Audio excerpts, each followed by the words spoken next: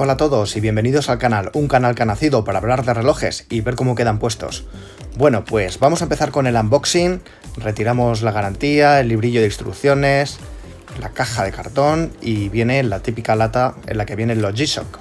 Vemos que está muy bien acolchada, sacamos la goma espuma y el reloj viene en un plastiquito, así que lo retiramos rápido y bueno, aquí tenemos el reloj, un reloj impresionante, muy robusto y que llama mucho la atención, o al menos eso me lo parece a mí.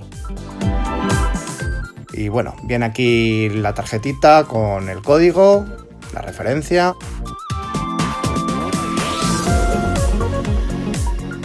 Vamos a ver un poquito sus especificaciones, sus funciones y sus pesos.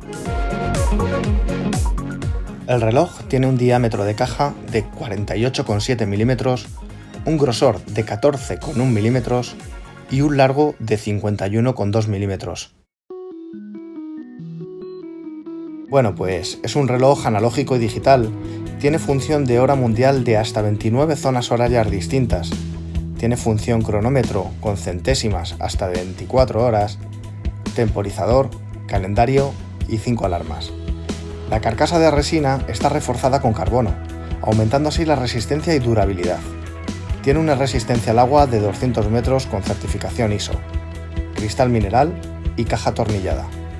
En su parte posterior se pueden observar dos piezas, la de resina y la que está debajo, que es la metálica. Como podemos ver en esta foto, primero está la de plástico, después la metálica, después la maquinaria, después la caja que lleva las botoneras y el bisel.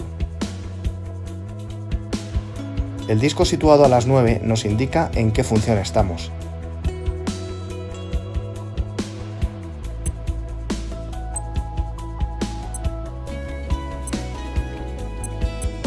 Y el botón situado a las 6 activa la iluminación LED, que a mi gusto es bastante buena. Las agujas son luminiscentes. El tamaño y forma del botón, junto con el resto de pulsadores, acentúan aún más el diseño robusto del conjunto y lo hacen muy accesibles.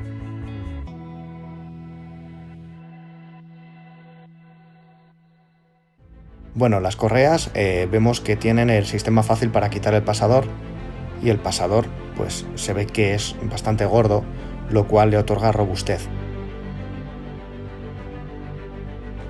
Vemos aquí el seguro del pasador. El agujero de la caja donde va el pasador, pues todo eso es de plástico, pero se ve bastante fijo, se ve bastante seguro. Aquí vemos la caja ya sin correas para que podáis ver un poquito cómo es. Sobre todo la parte, quiero que veáis la parte donde va anclada la correa como es. Las correas tienen un ancho de 24 milímetros y su caja tiene un peso de 45 gramos y 64 con la correa. Por cierto, mientras grabo este vídeo llevo mi Citizen EcoDrive, un reloj que me compré hace 15 años que nunca me ha dado ningún problema y con el cual estoy súper contento.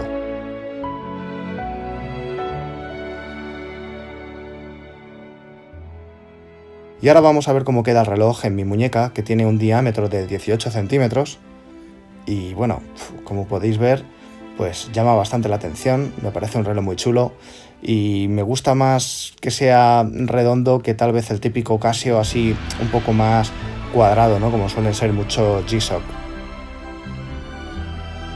Y ahora vamos a verlo en verde, a ver cuál os gusta más. A mí ya os adelanto que me gusta más el verde. Este es el color verde, como podemos ver, pues es como bastante más luminoso, ¿no? A mí me da la sensación de que llama más la atención y que es más visible. Además la esfera, la parte de abajo está como dorada y eso es un detalle que me gusta. Bueno, esta es su referencia, para que le guste que se la apunte y vamos a ver cómo queda puesto. Como podemos ver en las fotos, pues es lo que comento, ¿no? Me parece la hora mucho más visible a la hora de ver la hora, me parece más llamativo, me parece que luce más, ¿no? Que se aprecia más el tacto del carbón del plástico y bueno, a mí me gusta mucho más. No sé vosotros qué opináis. Es un reloj que llama mucho la atención. Bueno chicos, pues hasta aquí el vídeo de hoy, espero que os haya gustado, ya sabéis que podéis dejarme en los comentarios abajo y que suelo dejar un vídeo ahí y otro ahí. Así que nada, nos vemos en el próximo vídeo.